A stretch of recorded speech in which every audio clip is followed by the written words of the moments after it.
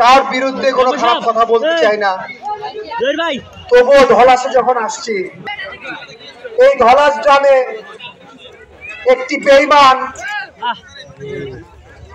একটি টাউট, একটি বাটপার বসবাস করে। আমরা সবাই জানি সে কে। আমি আপনাদেরকে বলতে চাই, তাকে যদি আপনারা দেখেন কোথাও বাজারে, হাটে, কোনো দোকানে, তাকে আপনারা তার সে যে একটা বেঈমান, সে যে একটা টাউট, এটা তার চোখে তাকে ধরিয়ে দিবেন আপনারা। মঞ্জুর হাসান মুন্সির দলে, বাংলাদেশ জাতীয়তাবাদী দলে কোন বেঈমান, টাউট, চাঁদাবাজ, বাটপারদের কোনো জায়গা নাই ইনশাআল্লাহ।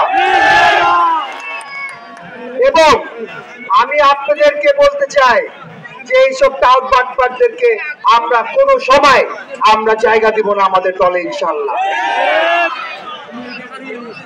পরিশেষে আপনাদের কাছে যেটা আমি বলবো,